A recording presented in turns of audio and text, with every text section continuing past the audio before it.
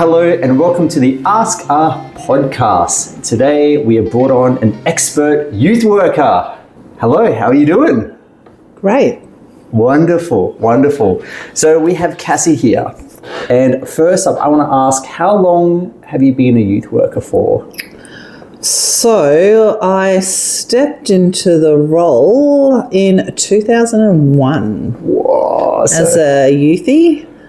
We are now in 2026 and I'm still here. So you've been in the game for a while. Absolutely. So youth work can look like many different things, but what is your current title in your current role? So my current title is Student Wellbeing Coordinator. Yeah. Okay. And I know it's a bit of a loaded question. What does a typical day look like for you? Because it's loaded because the days are so different to each other. But what does a snapshot of a normal day look like? Toilet first. Yeah, important. I don't mean about your personal routine. Toilet first.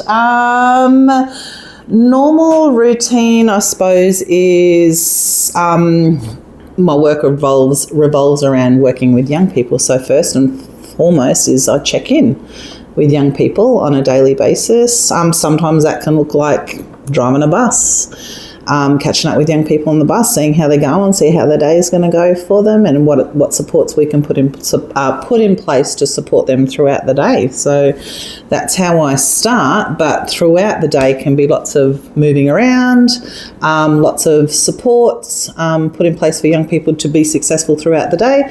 Sometimes it's transporting to appointments, sometimes it's supporting them through appointments, through external services. Sometimes it's setting them up with external services. I do a lot of referrals. I do a lot of check-ins with young people in the classroom to make sure that they're A-OK. And then toilet again. Yep, definitely the toilet. No, I think that's a great example because it can look like so many different things depending on what the need is. And I imagine that there's days where you come and it's like you are just with that one young person the entire day. Absolutely. Because those are the needs that are presented to you that day. And that's, I suppose, what's great about being a youth worker in a school or in other settings is that no day is the same. Yeah, always dynamic. So what works best for me.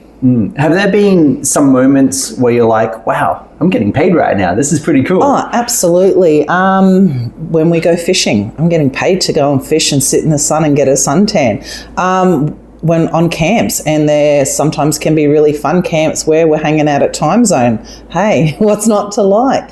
And then there's other opportunities, camps and sleepovers, which are my biggest things that I absolutely love because that's where connections are made. So good.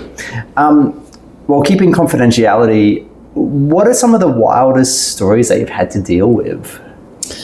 Personally, I've been chased by a young person because my wording wasn't correct. So I did upset a young person in my wording, not noting that was a trigger for them.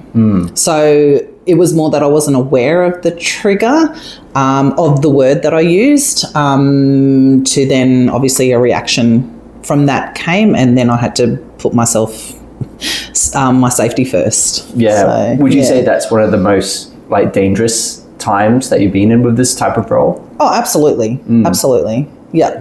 So it is always being mindful how you present, how you react, how you converse, always just being mindful of those things because, again, we don't always know our young people's triggers. Same as our family's triggers. Sometimes we don't know those as well. Yeah.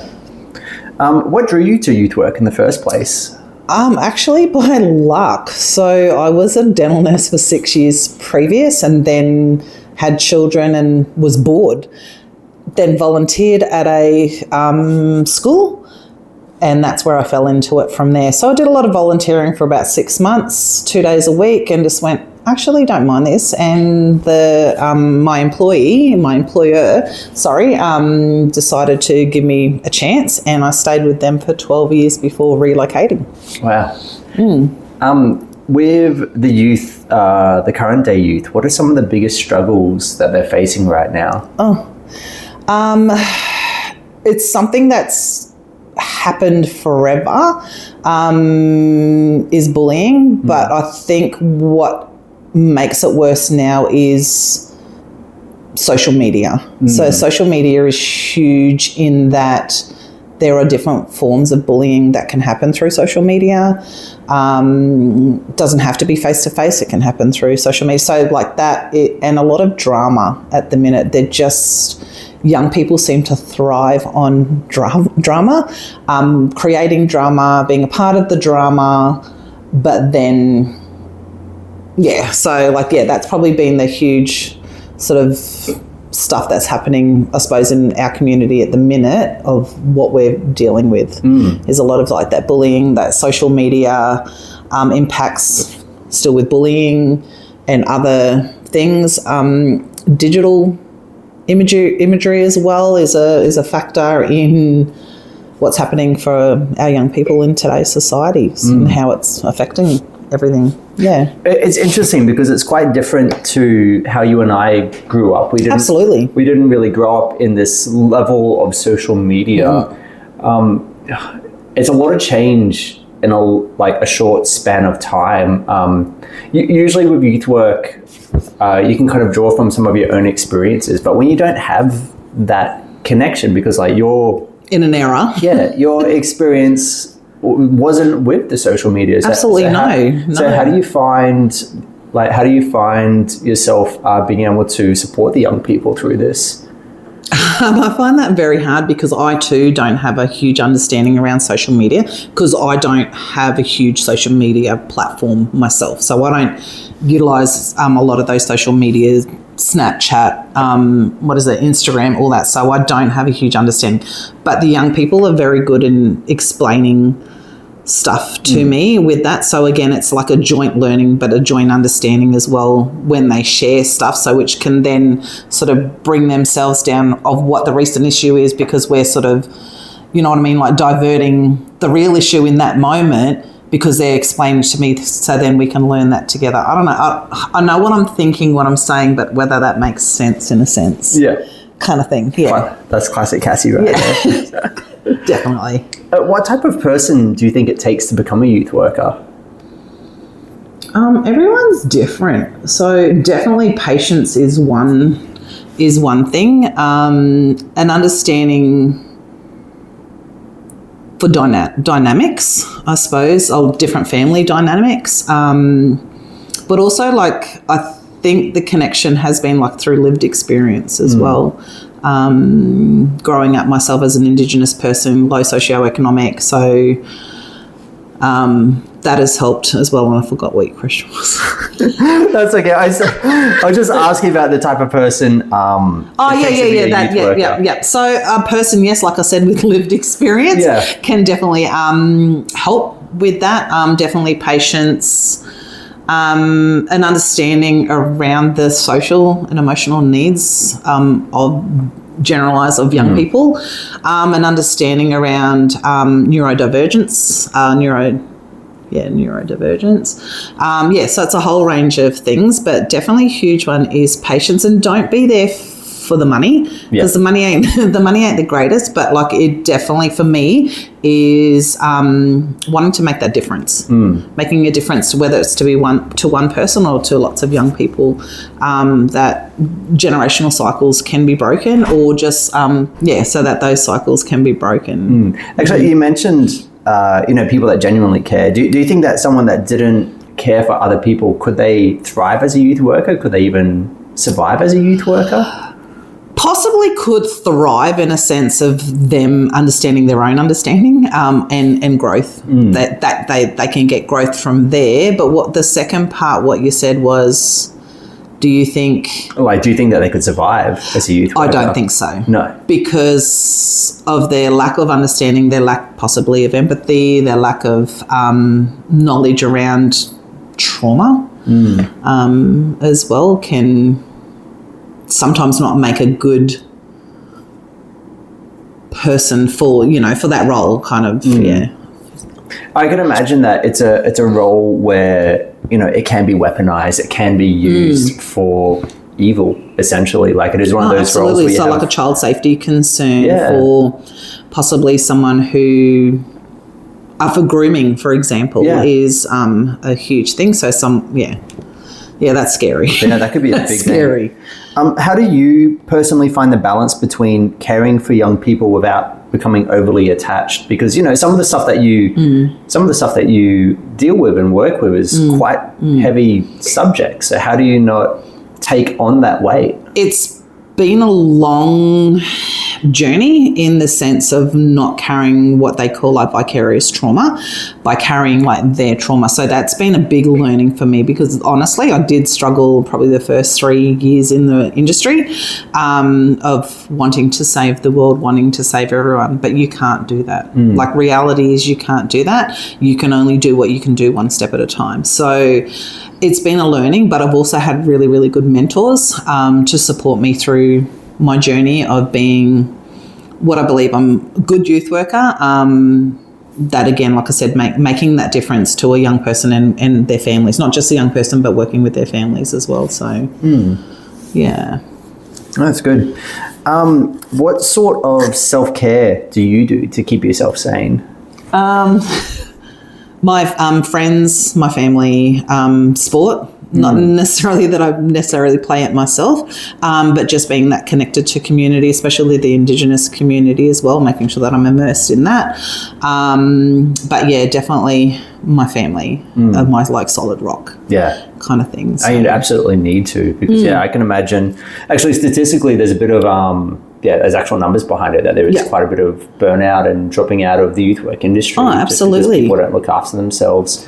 And it carries that, like you said, like carrying that vicarious trauma. So carrying the trauma of the young people and their families. It's not healthy for your own sort of mental health and well-being. You've mentioned, Indigenous kids a few times. Like, what is it about them that you feel so passionate about? Well, I'm Indigenous myself. So, again, my children are Indigenous. My grandchildren are Indigenous. So, it's about supporting them and guiding them to be successful people, you know, for futures to come. Same as I expect that the same for the young people that we work with who are Indigenous. We want them to be proud of their identity. We want them to be proud of their culture, regardless if they are from Japan, from New Zealand, from Samoa to Aboriginal and Torres Strait Islander. Like, everyone has a right to learn. Everyone has a right to feel connected to community, to self, culture, whatever. And it all starts with education anyway. So, and I guess it kind of ties in with what you were saying, that, you know, quite often youth workers will have lived experience. And absolutely. That is your lived experience. And that's where your passion lands. Have you ever had a young person really change your perspective on things with something that they've said, whether it be positive, negative? Probably more positive, because like I said, I've been in the role for over 20 years, so I've seen a lot of growth, but I've also still kept connection to a lot of the young people that I've worked with over those 20 odd years. And for me to see those successes, see the family, seeing their growth, see their work and their building of families. Well, just what keeps you going and showing up for these kids? They're obviously impacting you in a positive way as well. So what is it that makes you just want to keep on moving and keep on turning up? Well, they turn up for me, so I've got to turn up for them. And like I said, to be a person that they can trust, to be to have that mutual respect with them and for them, that's what I can give to them. I'm coming with age, bit of wisdom, to be able to guide them to be successful, and for them to understand that they have the right to be here to learn just as much as anybody else, that they are just as important, they are just as smart. So if you had one message you'd want every young person to hear, what would it be? To love, to be kind, and I don't know. I don't know. Don't say that. Oh, I don't know. What's one message? Well, I think that you show your message through a lot of your work. Like you're always moving towards, as you said, like wanting to love and just, be there for them to be each other. kind, for everyone to be kind to each other. So I don't know if I have like one message. There's lots of it's message. It's hard to dilute it into one. It's lots of message in the work that not only I do, but any person who works with young people. Yeah. And especially young people with trauma-based backgrounds.